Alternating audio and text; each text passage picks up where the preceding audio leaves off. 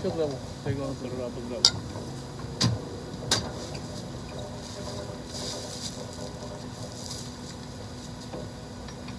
Está bien, no se queda. Así es, se vuelve todo.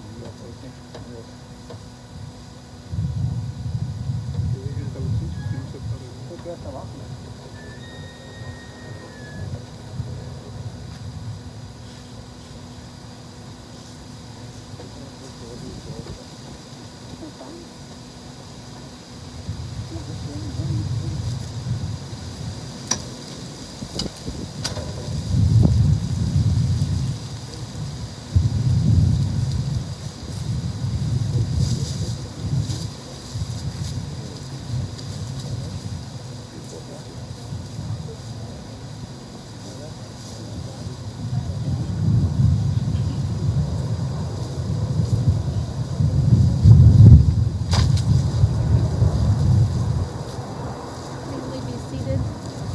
We'll ask the family to please be seated and everyone else to just be socially distant around the graveside.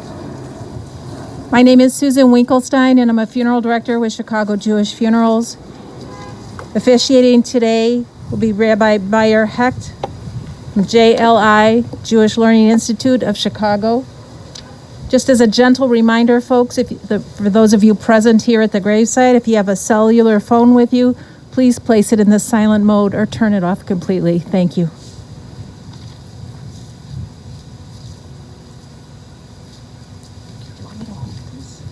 Not yet. I'll take it in a minute.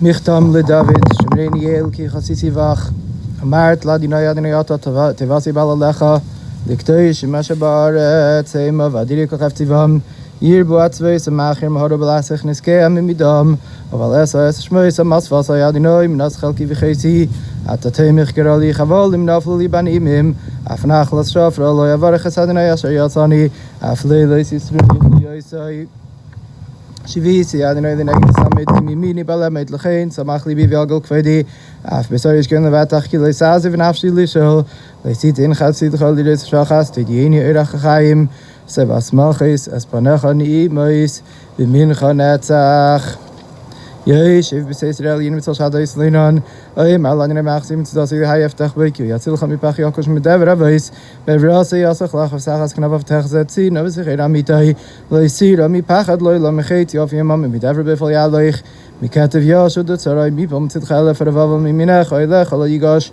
Rak, Menachas Habit, Fishlamas Rashem Direk, Adino Maxi, Elian Samtaminachalis, Unelachara of Negalikraf Balacha.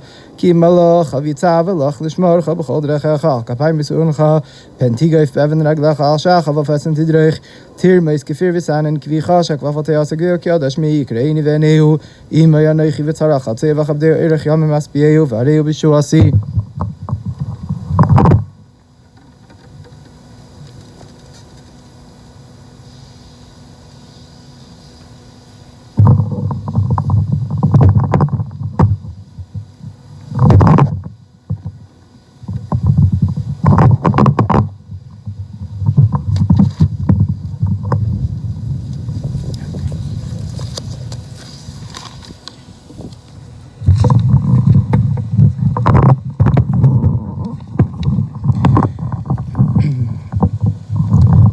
By David.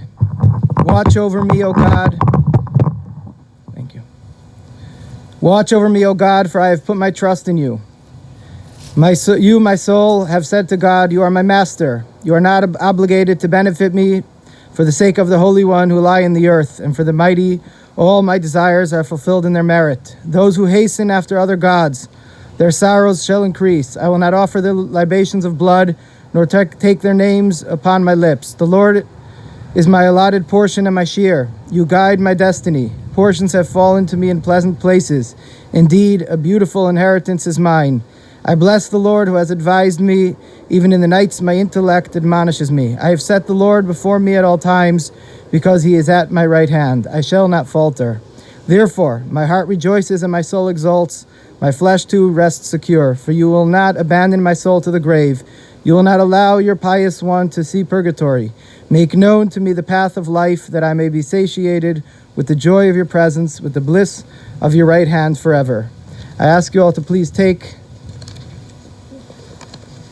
the pamphlet that you have in front of you. We're going to read together Psalm 23.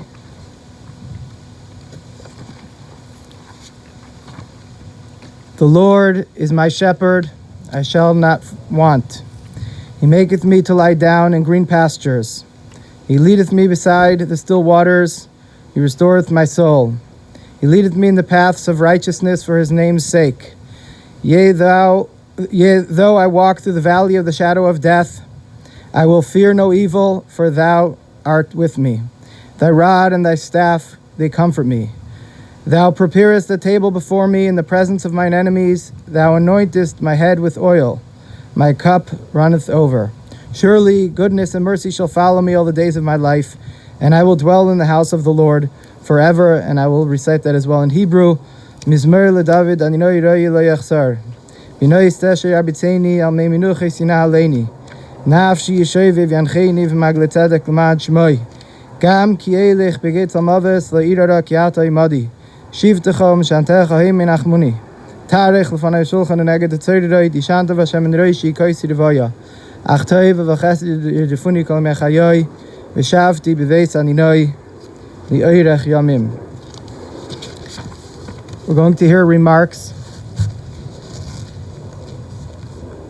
from Max and Charlie. And before them, we have some remarks from David Horowitz, the cousin of Richard, and you'll be reciting remarks on behalf of your mom, Carol Horowitz, Richard's sister, who's watching in East Lansing, Michigan, online via Zoom.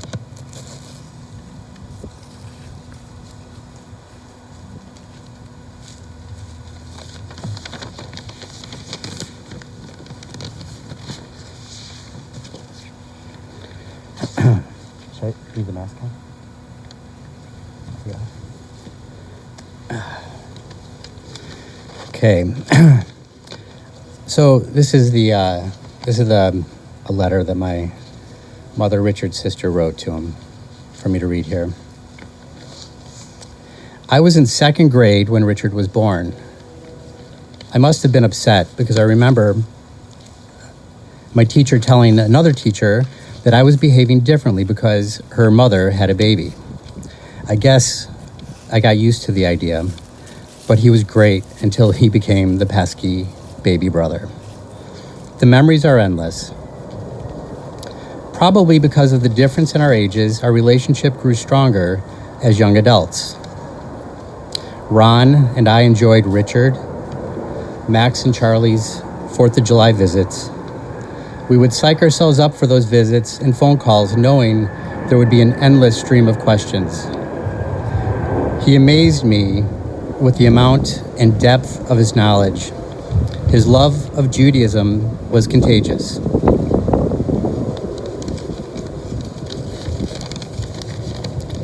I'm so shocked and sad that he died so suddenly and alone. I will miss the birthday, anniversary, and holiday phone calls.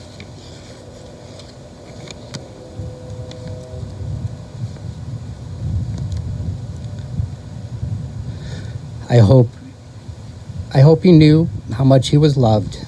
Carol.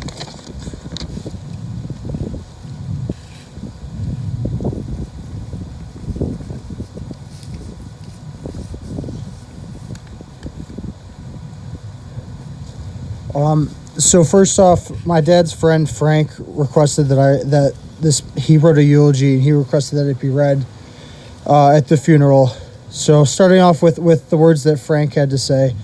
I have sad news for my fellow alumni of Mather High School. Richard Rubin's associate at his law office became infected with COVID, and it spread rapidly. Richard was quiet. He never shouted at anyone for having a different opinion, which is unfortunately the matter that is today. with many people from our background. He was one of the few people I've known who had truly deep concern for others, and not hypocritical concern. It was genuine. He treated everyone with respect. Close friends since elementary school, we learned about folk music together and how to assemble a good stereo to enjoy it. When I would sleep over, we would listen to music well into the wee hours of the morning, and I cherished those memories. Always smiling, he was a joy to spend time with.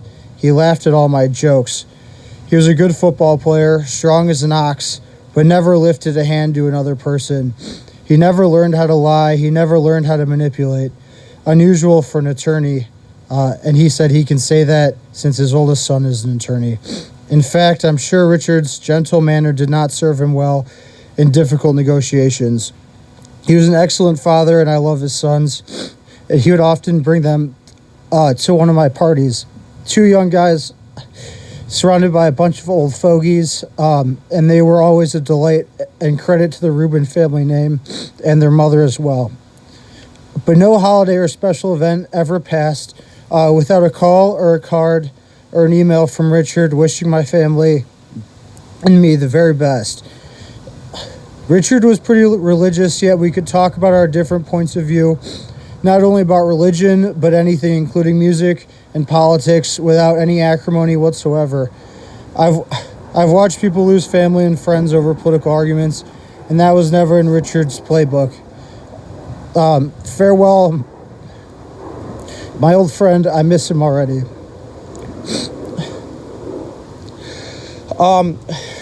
So these are some things that I put together over the past couple of days that were kind of just things that stuck out. So starting off, my dad was one of a kind. I never really met anyone quite like him. He could walk up to anyone and strike up a conversation. He would spend 20 minutes talking to someone and find out their entire life story, in which he usually had some incredibly strange commonality. He would meet my friends, and after talking to them for probably about 20, 30 minutes, would tell me stuff I had no idea. Then he would always ask me why he knew my friends better than I did. My friends always referred to him as the most interesting man in Chicago, and I'm convinced there was a point where he probably knew every person that lived on the north side. He'd be able to tell me exactly where they lived, who they related to, and a story about them getting in some kind of trouble as kids when we drive past their apartment. When he was done telling me any story, he would finish by saying, "Did you know that?" And I would say no, because how could anyone have known that? And then he would reply and tell me, "Well, there's a lot you don't know."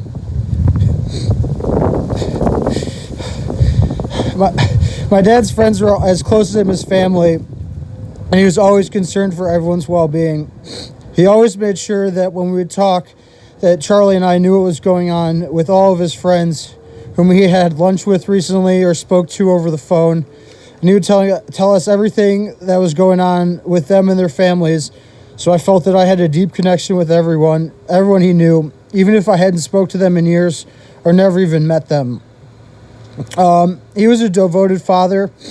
After the divorce, he moved back to the city and would drive out to Naperville every Wednesday to spend a few hours with us after school. And then he would drive home, and he would pick us up on Friday and drive us home on Sunday. He always would take this weird roundabout routes as he was driving us home. And when I was younger, I couldn't understand why he didn't just take us the most direct way, and that always bothered me. I didn't know why he was wasting so much time, but I think that in his own way, that was his way of spending as much time as he possibly could with us. Finally, I don't know why, but my dad always hated GPS. When it came out, my dad absolutely despised it. If we were on a road trip, he would ask me to put it away if I tried to find directions. We would drive every summer. We would drive to Michigan for vacation, and my dad insists on me pulling out the old Rand McNally road atlas that he kept on the side of his car to route the trip. And inevitably, every time, a 4-hour drive would turn into a 10-hour ordeal because we would always get lost. we would find these obscure places, obscure out-of-the-way places. For instance, Marshall, Michigan, which no one has ever been to Marshall, Michigan. But there was this Hawaiian-style building in the middle of town he always loved driving around. And after that, we always stopped in Marshall and ate at the same drive-in that we drove through every time we went to Michigan. Those are just some things that came to mind. And he will be generally missed. And I want to thank everyone for being here, because I know he appreciated each and every one of you.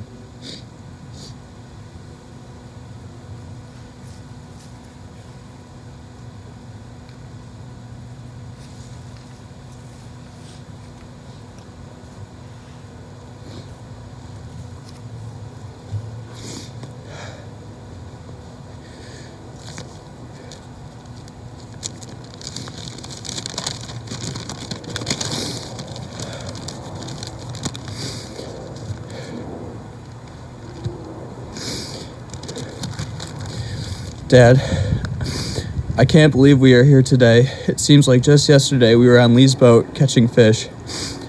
Which reminds me, I still hold the world record for largest sunfish ever caught, even though we threw it back. I will never forget the times on Big Bass Lake. Like the time we were bringing the boat into the dock and Max fell into the water. He was so mad. Or driving up to Ludington for the day to see Spider-Man 2. I will always remember going to Mackinac, and remember the time we tried to go to Canada. I say tried because they stopped us at the border and thought you were trying to kidnap us. So they made us turn around. The funny part is that when we were going back through the U.S. border, Border Patrol didn't even look twice or ask any questions. We were just a couple of Americans who wanted to see what Canada's like. But we had seen Canadian bacon, so we should have known better. From camping to going on vacations to sporting events to graduations, you were always there for us, Dad. I think the best thing that I ever got to do with you was travel to Israel. It was a long 14-hour flight with a baby who cried from the moment we took off from O'Hare to the second we landed in Istanbul. But I would never have traded the experiences for anything. We traveled all over the country until later you pointed out we had only seen a small amount. I prayed for you at the Western Wall, and I hope God has answered my prayers now that you are with him in his holy kingdom. The point is, Dad, you were the best dad a son could ever ask for. You taught me so many things about life. And I couldn't have gotten through a lot of the hard times in my life without you. When I was in the hospital, you drove out every day to see me, each and every day. And I could never thank you enough or tell you in words how much that meant to me. Even though you told the worst jokes, they always made me laugh. I will always cherish the time I got to spend with you. Even though we weren't a perfect family, we were just that, a family, and I wouldn't have traded it for anything in the entire world. You were my friend, you were my father, you were my dad, and even though you are no longer with us, you'll always be in my heart. I love you, Dad, and I'm proud to be Ben Avraham and a Rubin, your loving son, Charlie.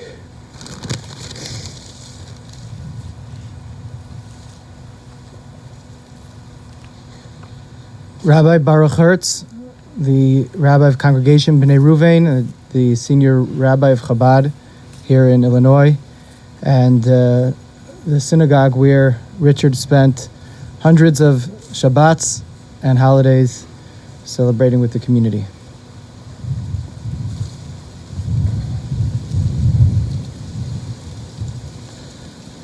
The last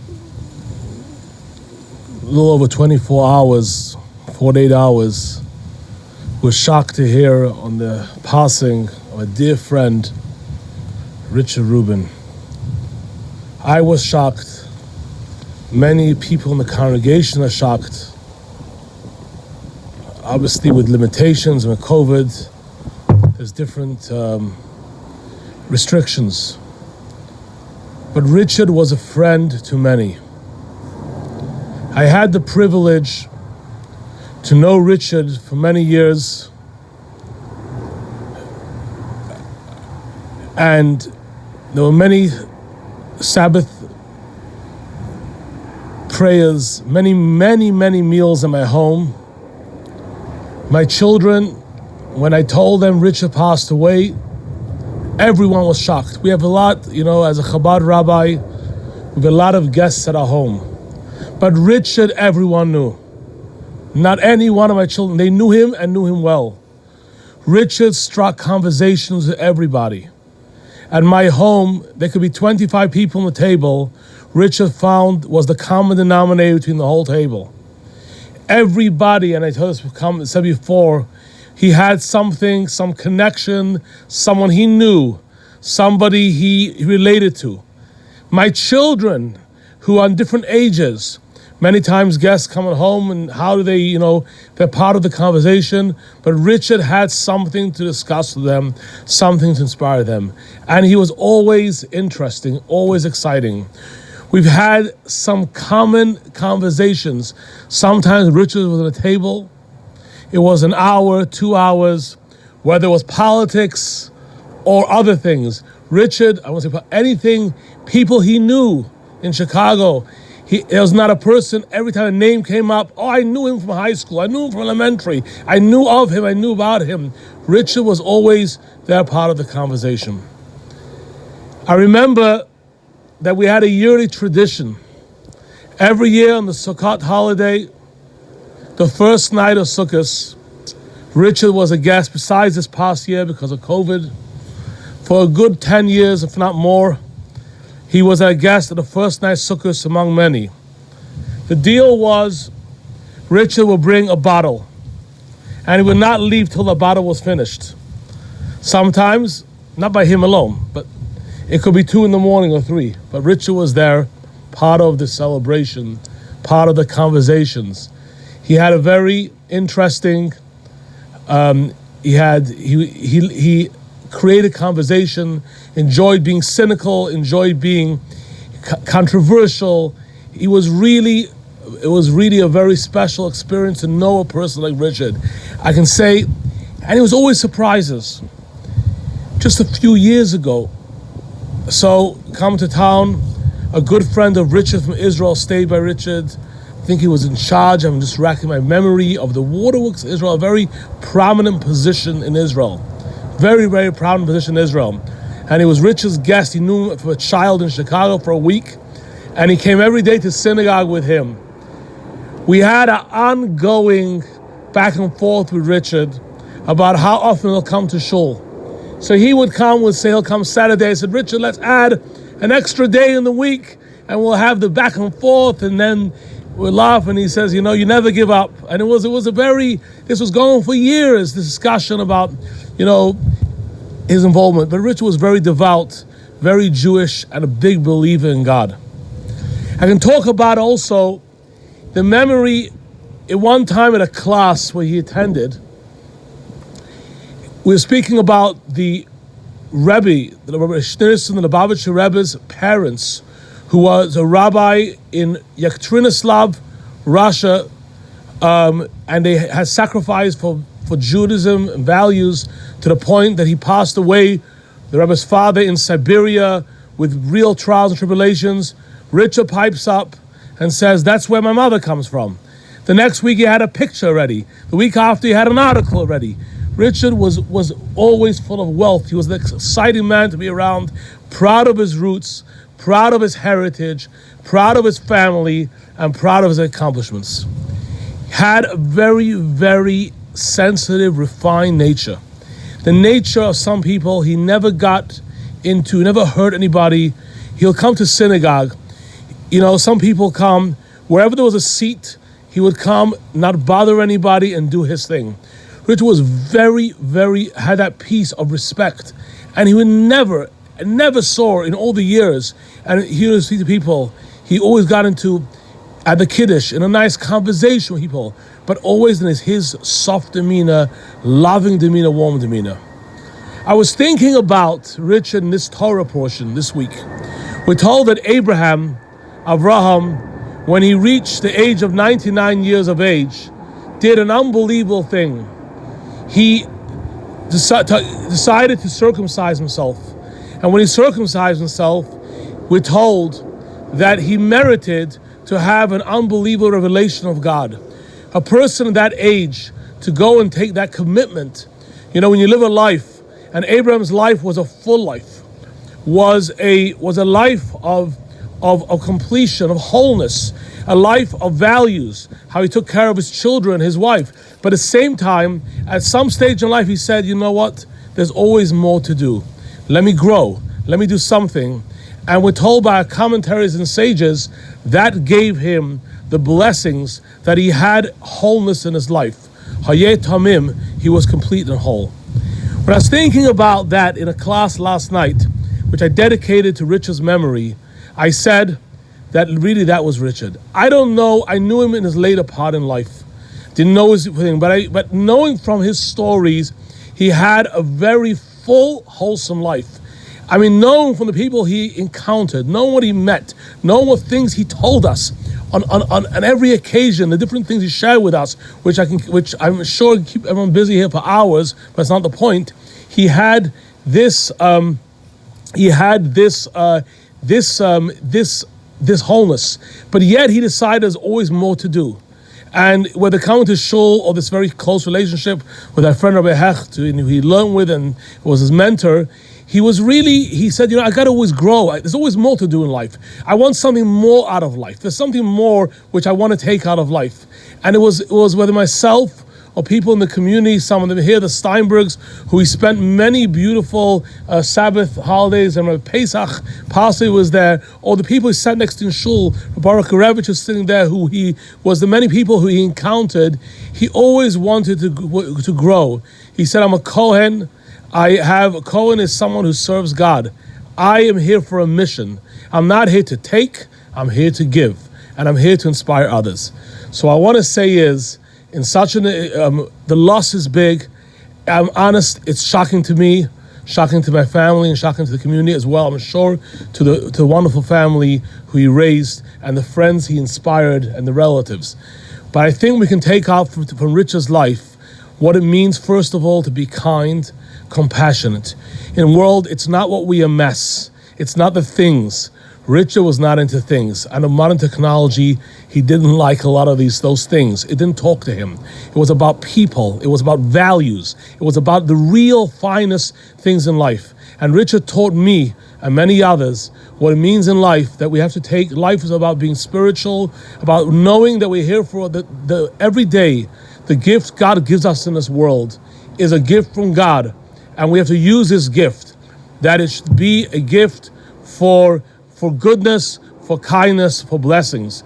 Every day should be a day that we can add on peace, on prosperity. We can inspire others and be a better person and be a little more spiritual and add some more prayers and some more connection, because those are the real core values. Those are the things which make a difference. Besides all the kindness and goodness, the many learnings he has done, which elevates his soul now, and the many tefillins and mitzvahs he did, will make a difference in his soul forever.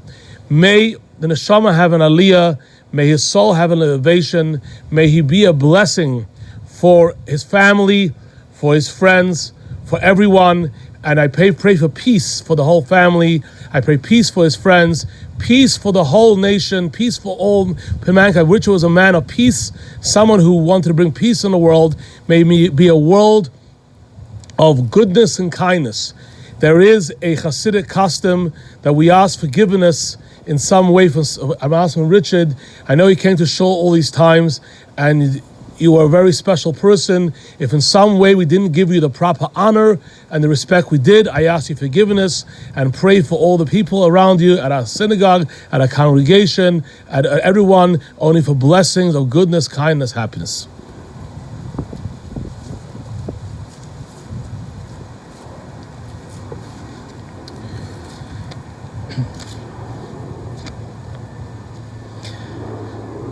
We're all gathered here together, some of us in person, and many of us many who are gathered online, participating virtually on Zoom. We're here to celebrate the life of our dear friend, Richard J. Rubin, Avraham ben Moshe HaKohen of blessed memory. The life of man is 70 or 80 years, but it passes quickly, writes King David in Tehillim in Psalms. Every day of life is another opportunity to do good. Every day of life means that man's mission is not yet complete. In Jewish tradition, upon waking in the morning while still lying in bed, we put our hands together and say, Modeh ani lefanecha, melech chai v'kayam.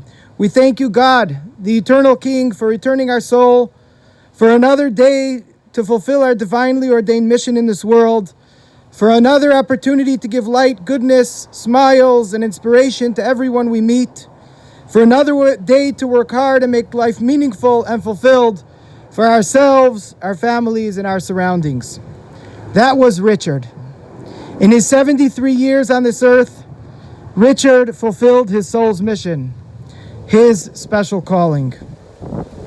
As I stand here right now, I can see Richard's wide, beaming smile, and mustache, of course, that made everyone smile and feel comfortable. Richard would walk into my home with his big, huge smile and chuckle. Inevitably, someone would pipe up and inquire, Richard, what's so humorous? Richard, with his bright wink and grin, would respond, nothing. He was just enjoying life. He was celebrating the moment. You were able to sense Richard's joy of being present. He was living life to the fullest and making everyone else enjoy life as well while they were in his presence. To be honest, that's not nothing. That's a big something. That is life. That's what life is all about. Actually, that's everything. That's the essence of life. Enjoying the moment, living and experiencing the joys of every encounter. And honestly, that was Richard. You've heard it from all the others. When you hear something again and again, you know it's true. Richard's sudden and shocking passing leaves a deep void in all of our hearts, especially to his dear family whom he loved so much. To Charlie, Yosef Shmuel, and to Max, Moshe, we are here to mourn with you and to give you strength. Our deepest feelings of condolence to all of the family, many of you joining virtually today, to Richard's sister, Carol Horowitz, and her husband, Dr. Ron Horowitz, to Ken Gieman, brother-in-law, and to Richard's nephews and nieces, David Horowitz, who spoke before, and his children, Danny and Noah, who are here with us, James Horowitz from East Lansing, who's on Zoom, and Karen and Michael Robbins, a nephew and niece, and their three children, Asher, Simon, and Levi, who are also with us from Rhode Island on Zoom. Richard was youthful, vibrant, and engaged in every moment, actively working in his professional career as a lawyer and with his huge heart. He was often busy helping clients pro bono, because that's what he did.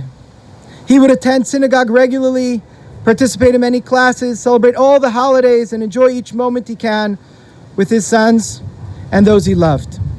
The Baal Shem Tov, the founder of Hasidism, once remarked, "A soul comes into this physical world and lives a life of 70 or 80 years with the sole purpose of uplifting or helping one individual fellow human being." I can say on a personal note, if I am the sole human being whom Richard was sent to uplift and inspire, then I am certain that, Richard, you have fulfilled your life's mission to the fullest. My life has been ignited, enhanced, and uplifted in the past 15 or so years that I have had the great pleasure to know Richard and to spend countless hours studying and discussing every subject under the sun. And I know that each of you who are here to pay your final respects can certainly say the same of the spark that Richard has ignited within you. I cannot forget the time I took an almost hour-long walk in the pouring rain together with Richard at 1 o'clock in the morning on a Shavuot night, where we were going to an all-night holiday learning program where I was meant to teach a late-night class. We joked about that pouring rain walk for many, many years afterward. Something very special that comes to mind when I think of Richard at the many classes, conferences, Shabbat and holiday celebrations and gatherings is how he loved to meet new people. He loved to talk to everyone and interact with whomever he could.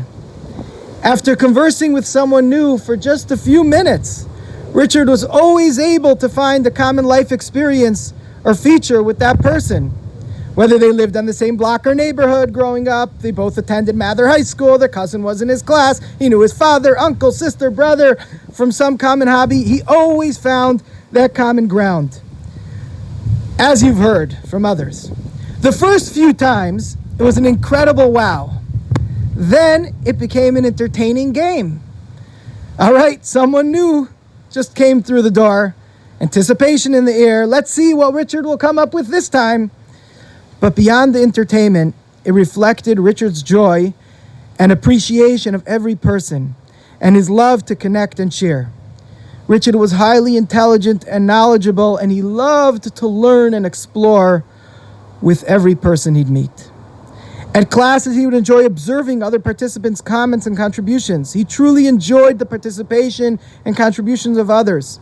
He was able to observe, to listen, and then he would use those same insights to make meaningful conversation and connections with those very same people. A very, very special quality that humanity needs today more than ever. Richard will be sorely missed by all. And for his dear family and the families who are honored to have Richard as an extended family member, Richard's passing leaves a void that we will never forget. We will continue his legacy by continuing to share his love and appreciation for every individual. It was very special to have Richard with us at services this past Rosh Hashanah and Yom Kippur in Evanston, where he offered the priestly blessing for the community. And it was such nachas to see him standing there and praying together with Charlie on one side and Max on the other side as they were engrossed in their prayers. And as you've told me, you'll be continuing, trying as much as you can to learn and to grow, to continue Dad's legacy. In Jewish tradition, we always look to the weekly Torah portion for a dose of biblical inspiration and guidance. It could not be more apropos, as was mentioned, that we read in the Torah both this week and last of the journeys and challenges of the first Jew, Avraham Avinu. Richard, Avraham ben Moshe HaKohen, shares the same name as Abraham, the first Jew. The Torah tells us how Abraham searched for truth in a totalitarian pagan world, and how he found God on his own, went against the tide of the entire society to live a life filled with purpose and God-centered mission. He loved to welcome travelers and guests into his home and share his wisdom with others. Through love, patience, and compassion, Abraham successfully introduced the world to goodness, morality, ethics, and monotheistic belief. And he inspired myriads of people to live a life of meaning. And as Abraham and his wife Sarah got older, the Torah states, V'Avraham v'Sarah zekenim bayim bayamim. Abraham and Sarah were getting older, coming in their days. The Torah is very precise in its words. There's no extra word. What is this seemingly superfluous terminology, getting older and then coming in days? It seems extra. The Zohar, the foundational text of Jewish mysticism, explains that in these two additional Hebrew words, coming in their days, the Torah is conveying that each of their days were complete, were fulfilled. There were no vain days, never a moment without purpose. Every day of life is an opportunity. Every day of life has its unique mission. Abraham, the first, fulfilled his mission every single day. And Richard, Avraham ben Moshe HaKohen, fulfilled his mission and lived a life of fulfilled days every day of his life. Richard's passing was so sudden. He was so vibrant and youthful. Yet only God knows when man's mission is complete. So as we stand here to escort our dear friend, father, brother, brother-in-law, uncle, great-uncle, Avraham ben Moshe HaKohen, Richard J. Rubin, to the next stage in his soul's journey, we are assured that he has achieved his mission through inspiring and uplifting so many people every day of his life.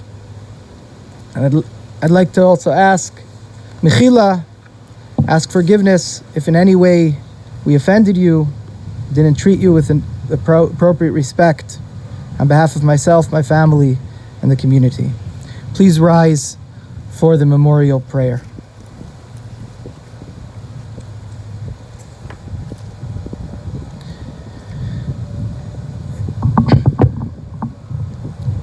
Eila malei rachamim meshayechein miroyimim hametzei minucha nichayana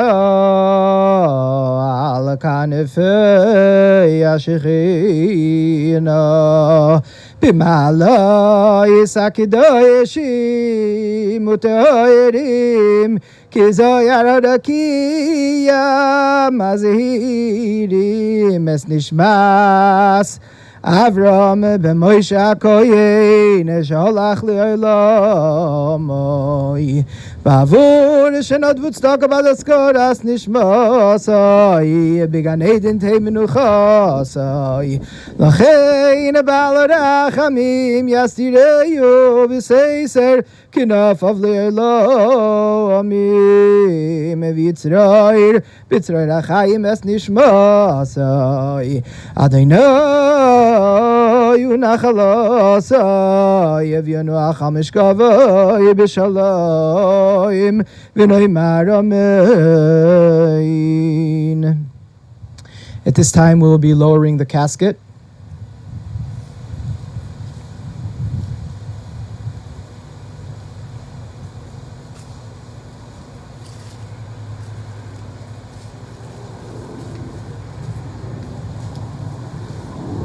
Traditionally, it is customary that we cover the casket by hand with earth. We try to shovel it in, but because of COVID restrictions, we won't be doing that today. And instead, everyone will have an opportunity to take a cup of earth and to pour some earth inside.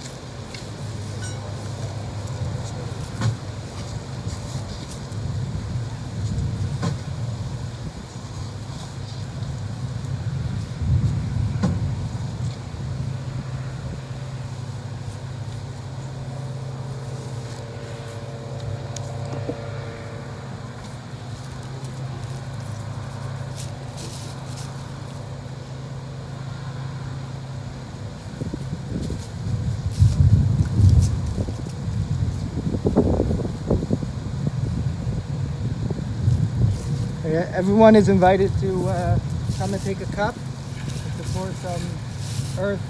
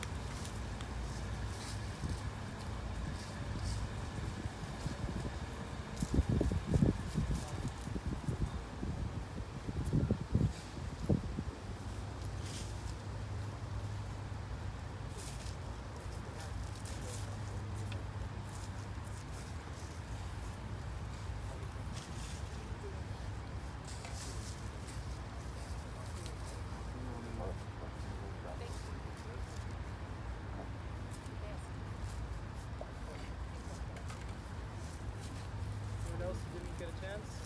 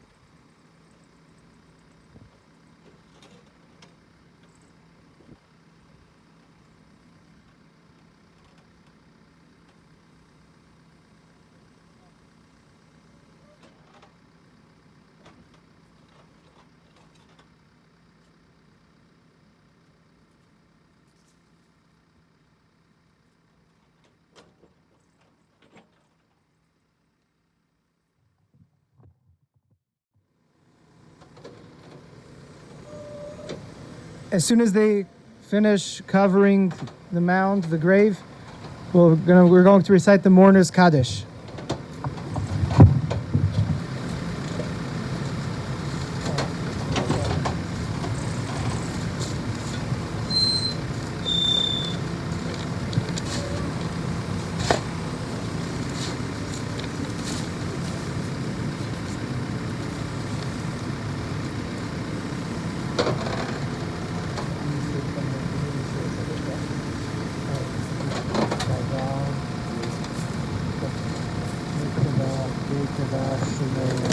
Amen.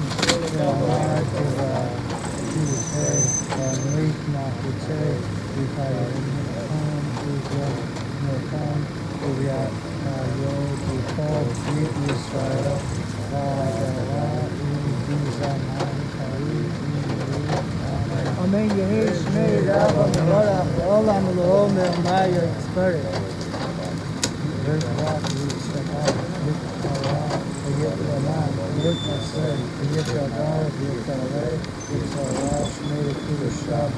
Amen. Good play, cold, beautiful, Shiata, true, Bihasa, Nekemata, Yaman, Yalma, Yamu, Amen. Amen. Yehe She Rabba Min Shamaya, Bigaya, Vitamin, Avinu, Be'kol, Yisrael, Yehu, Amen. Ose Shalom B'nana, Hu Ya'ase Shalom, Avinu, Be'kol, Yisrael, Yehu, Amen. Amen.